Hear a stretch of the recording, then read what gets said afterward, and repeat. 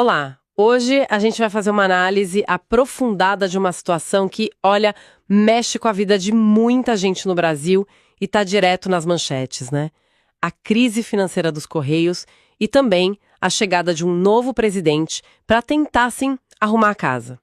A gente juntou aqui um monte de material, notícias recentes, análises, comunicados oficiais, e o quadro que aparece é bem complexo, viu? Pois é. A notícia principal, claro, é a escolha do Emanuel Schmidt Rondon. Ele vem do Banco do Brasil, carreira lá dentro, mas a pergunta que fica desse material todo é: que correios são esses que ele está assumindo? Qual é o tamanho real do problema, do desafio? Vamos tentar entender isso melhor. Exato. O que as fontes mostram logo de cara, assim, é uma situação financeira que não é só delicada, é crítica mesmo. E o nosso objetivo aqui é justamente esse, ir além da notícia, sabe? Tentar conectar os pontos que esses documentos trazem. Quer dizer, vamos esmiuçar os números dessa crise, entender um pouco o perfil desse novo presidente e, claro, quais caminhos, pelo que o material indica, ele pode ou talvez deva seguir, né? Então vamos começar pelos números, porque eles realmente mostram a urgência da coisa toda. As fontes falam de prejuízo na casa dos bilhões, mas o que chama a atenção é a velocidade com que isso piorou, não é? Precisamente. Olha, os dados são alarmantes. No primeiro semestre de 2025, o prejuízo consolidado chegou a 4,37 bilhões. Nossa. E para dar uma ideia de como isso acelerou, esse valor é mais que o triplo, deu um salto de 222% se a gente comparar com o mesmo período de 2024. Naquela época, o déficit foi de 1,35 bilhão de reais. Quer dizer, não é só um aumento, é uma escalada muito rápida. Quase 4,4 bilhões de reais em 6 meses. É um valor que assusta mesmo. E essa trajetória para baixo não é só desse semestre. De jeito nenhum. Se a gente pegar só o segundo trimestre de 2025, o prejuízo foi de 2,64 bilhões de reais. Sozinho. Sozinho. Isso é quase 5 vezes mais do que os 553 milhões negativos do mesmo período do ano passado. É uma piora muito, muito forte em pouco tempo. E tem mais. As fontes lembram que já em 2024, os Correios tiveram o pior resultado entre todas as estatais federais. Fecharam o ano com 2,6 bilhões de perda. Então, essa tendência negativa já vem lá de 2022, sabe? E parece que está piorando cada vez mais rápido agora. Entendido. Então, a gente tem essa sangria financeira se intensificando. O que as fontes apontam como a causa disso? Onde que o dinheiro está vazando? Ou talvez deixando de entrar? Olha, uma combinação bem perversa, né? Receitas caindo e despesas subindo. Do lado da receita, teve um baque forte. A receita bruta total com vendas e serviços, no primeiro semestre de 2025, ficou em 8,52 bilhões de reais. Parece bastante, mas... Parece, mas representa uma queda nominal de 11,3% em relação ao ano anterior. Ou seja, menos dinheiro entrando no caixa. E tem um ponto específico que as fontes destacam muito para essa queda: o segmento internacional. A receita que vem de postagem internacional, por exemplo, ela simplesmente despencou. Caiu 61,3%, ficou em 815,2 milhões no semestre. Mais de 60%, é muita coisa. É muita coisa. Várias análises ligam isso direto, sabe? Com as mudanças recentes nas regras de importação de baixo valor, aquela taxa das blusinhas, né? Que é citada mesmo nos documentos, e também com o aumento da concorrência nesse mercado de entrega internacional. Faz todo sentido. Uma receita importante que cai por fatores externos e mais concorrência. Mas normalmente um problema desse tamanho tem mais de uma causa, né? E o lado das despesas, como é que fica nessa história, segundo o material? Bom, as despesas continuam, sabe? Putravio continua com despesas gigantescas com logística e dentre as outras. A receita está perdendo um pouco e, para compensar e entregar mais volume, para conseguir recuperar dinheiro, o mercado está absorvendo menos produtos das pessoas. Outra parte da equação está nos gastos, as despesas administrativas. Bom, elas incluem principalmente a folha de pagamento, mas também outros custos, tipo o pagamento de dívida judicial, os precatórios. Essas despesas deram um salto enorme, subiram 74% até junho de 2025.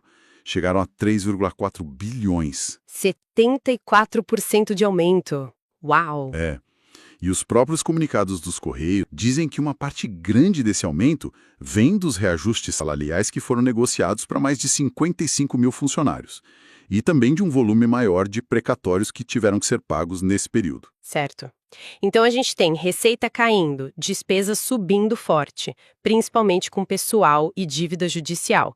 E aí entra um ponto que algumas análises que a gente viu destacam bastante, né? A questão da gestão anterior e o ritmo da resposta para essa crise que já estava crescendo. Sim, esse é um ponto delicado, principalmente naquelas que refletem mais a visão de dentro do governo, sabe? Existe uma percepção clara, nesses relatos, de que a gestão anterior demorou para agir, ou então foi lenta para colocar em prática medidas de ajuste que já estavam sendo discutidas. Fala-se muito, por exemplo, da venda de imóveis que a estatal considera ociosos, ou de um programa de demissão voluntária, o famoso PDV. Ah, o PDV. Isso, que é basicamente oferecer incentivo para funcionários sair voluntariamente para tentar reduzir a folha. Essas coisas foram anunciadas, mas, na visão dessas fontes do governo, a execução demorou demais e, enquanto isso, a situação financeira só piorava. Parece tentar apagar um incêndio com conta-gotas enquanto o fogo se espalha. E nesse cenário todo, de incêndio financeiro mesmo, surge o nome do Emanuel Schmidt Rondon. O que o material que a gente analisou conta sobre ele? Que tipo de liderança ele traz? Olha, a descrição do Rondon nas fontes é bem consistente, viu? É um perfil muito técnico, focado em gestão, em finanças. Ele é economista de formação pela UF, Universidade Federal Fluminense.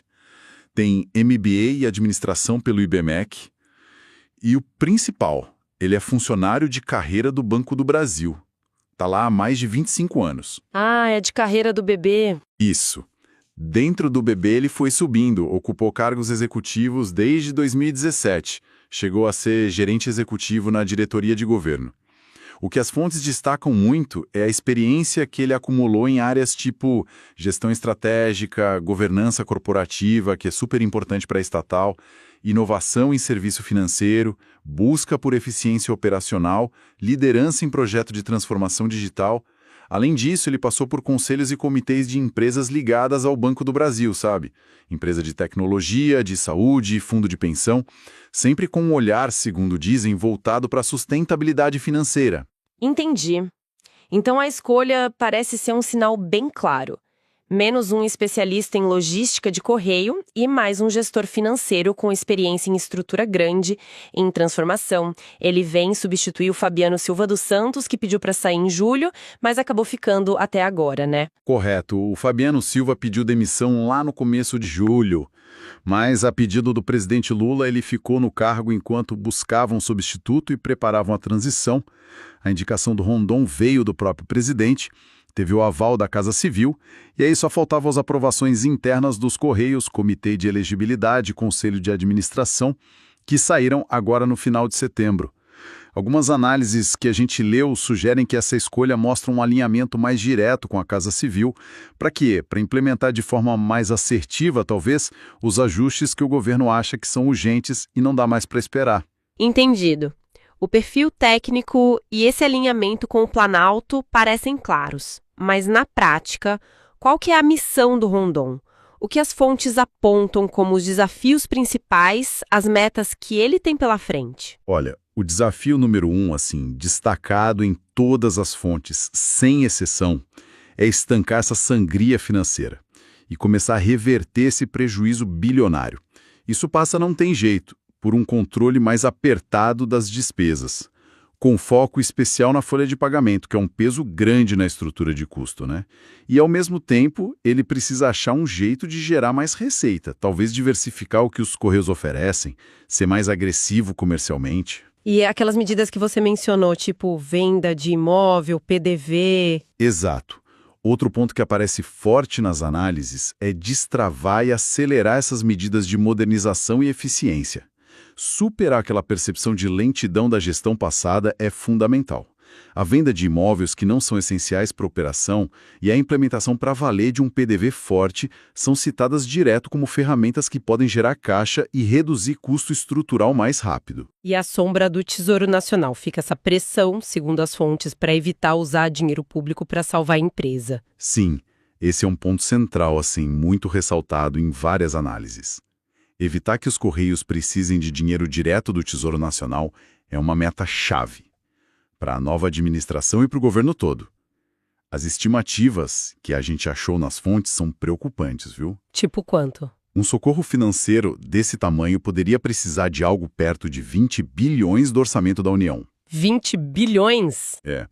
E num cenário de conta pública já apertada, tirar 20 bilhões de outras áreas, saúde, educação, infraestrutura, para cobrir o rombo dos Correios é uma coisa que o governo quer evitar a todo custo. E além dessa pressão financeira enorme, o Rondon pega um dilema bem complexo. Como é que você equilibra essa necessidade urgente de ajuste fiscal com o papel social que os Correios têm no Brasil, que é indispensável? Uma das fontes que a gente viu descreve isso de um jeito muito bom. Diz que em milhares de cidades pequenas, áreas remotas, a agência dos Correios não é só para mandar carta. Muitas vezes é a única presença física do Estado ali, que permite desde o serviço postal universal até acesso a banco básico, pagamento de benefício social. Cortar custos sem machucar essa presença social toda é uma equação muito, muito difícil. Realmente, um equilíbrio bem delicado. O Rondon já tomou posse, fez um primeiro discurso interno. Que as fontes que a gente acessou contam sobre o tom inicial dele, como é que ele se colocou para os funcionários nesse começo? A posse oficial foi dia 26 de setembro. Foi uma cerimônia discreta, interna, sem muito alarde. Mas o que ele falou para os funcionários foi divulgado, e é interessante. Ele não tentou amenizar, sabe? Reconheceu direto a delicada situação financeira da empresa. O tom foi de transparência sobre a gravidade. E ele falou muito em valores como honestidade, ética na gestão, que ele diz que são inegociáveis. E a relação com os funcionários? O tom foi bem colaborativo. Ele fez questão de dizer que acredita que muitas das soluções para a crise podem e devem vir de dentro da empresa mesmo, dos 83 mil funcionários que ele chamou de qualificados e experientes e o maior patrimônio da organização. Usou até uma expressão forte. Disse que o amor que muitos funcionários têm pela camisa dos Correios vai ser um motor importante para a transformação. Foi tipo um chamado para a união interna, sabe? Interessante essa abordagem, né? Buscar apoio interno logo de cara. Ele deu alguma pista mais concreta sobre quais vão ser as prioridades de trabalho, além do financeiro, óbvio? Ele foi bem explícito. Disse que a primeira e mais urgente frente de trabalho é sim a questão financeira, não tem como fugir disso, dada a situação do caixa, mas ele tentou equilibrar isso com uma mensagem de otimismo, de potencial. Disse que acredita que os Correios têm uma enorme capacidade de gerar receita, que têm um posicionamento diferenciado no mercado e são fundamentais para o país. A meta que ele declarou, com as palavras dele, é restaurar o orgulho e a eficiência da empresa. E teve aquela parte mais simbólica na posse que algumas notícias mostraram com presentes de carteiros. Isso teve algum significado? Sim, foi um gesto simbólico que as fontes contaram. Um casal de carteiros de Lusiânia, lá de Goiás, a Cláudia Vieira de Souza e o Luiz Newton Ferreira de Souza, entregou para o Rondon os itens que representam o trabalho da ponta, né? Uma bolsa de carteiro daquelas tradicionais e a miniatura de um caminhãozinho dos Correios. Ah, que legal! Foi um jeito de conectar a nova gestão, que tem esse perfil mais financeiro, com a realidade da operação da empresa. E, além disso, o ministro das Comunicações, o Frederico de Siqueira Filho, que estava lá na cerimônia, entregou para o Rondon o bottom oficial da empresa. O ministro, por sua vez, reforçou o discurso do perfil técnico do novo presidente e da urgência de preparar a estatal para as mudanças globais do setor, né? Tipo a explosão do e-commerce, a necessidade de mais solução digital. Parece mesmo que não tem tempo a perder. As fontes indicam um senso de urgência muito grande. Talvez prazos específicos ou ações que têm que acontecer quase que imediatamente. Com certeza. A palavra urgência aparece em muitas das análises sobre os próximos passos. A situação do caixa da empresa é o ponto mais crítico no curtíssimo prazo. Tem relatos que algumas fontes mencionam de atraso em pagamento para fornecedor. Isso é um sinal clássico de que o caixa está muito pressionado. Por isso, os próximos 30 dias contando da posse são vistos como cruciais. A expectativa é que a nova gestão use esse tempo para fazer um diagnóstico rápido, preciso, da situação do caixa e para começar a projetar os números, as necessidades para os próximos meses. Entendi. É uma corrida contra o tempo mesmo. E aqui tem um dado que realmente mostra a gravidade e a urgência do negócio. As fontes revelam que o governo já tem, sim, um plano de contingência sendo preparado ali nos bastidores, para um eventual socorro financeiro, caso Rondon não consiga virar o jogo a tempo. E mais que isso, está rolando uma negociação delicada na Fazenda sobre um empréstimo de 1,8 bilhão de reais, que os Correios pegaram ainda em 2025 com o BTG Pactual e o Citibank. A preocupação é que o volume de sentença judicial contra a empresa, que está crescendo, possa ter ultrapassado algum limite do contrato. Isso daria aos bancos o direito de pedir o pagamento antecipado da dívida. Ou seja, a pressão financeira é agora e vem de vários lados. Uau! Então, o cenário que essas fontes desenham é realmente dramático. Uma empresa que é um ícone, fundamental para integrar o país, com papel social enorme, principalmente longe dos centros urbanos, mas que está, assim, tecnicamente quebrada, com prejuízos recordes e correndo contra o tempo. A nomeação do Emmanuel Rondon, esse técnico vindo lá do coração do sistema financeiro, parece ser a aposta do governo para uma intervenção de choque, focada quase que totalmente em estancar essa hemorragia financeira. É isso? Exatamente essa leitura que sai do conjunto. A missão dele é claríssima e é brutal. Cortar custo onde der, implementar a medida de eficiência que estava parada, achar nova receita rápido e fazer tudo isso com o olho do público em cima, a pressão do tempo e a ameaça constante de um colapso financeiro que ia exigir uma intervenção pública caríssima. O tamanho e a complexidade do desafio que o Rondon tem pela frente ficam muito, muito claros na análise desses materiais. Fica, então, a reflexão, que parece inevitável depois de olhar todo esse material. Num país com o tamanho e as desigualdades do Brasil, como é que se concilia essa busca implacável por eficiência financeira, que é um mandato claro do novo presidente, com a preservação da missão social histórica dos Correios, que é garantir o acesso universal ao serviço postal e ser, muitas vezes, o único braço do Estado em tanta comunidade isolada? É uma corda bamba muito delicada, né? Será que dá para andar nela sem que um dos lados, ou financeiro ou social, acabe sendo sacrificado demais? É algo que com certeza a gente vai precisar continuar acompanhando de perto. Até a nossa próxima análise.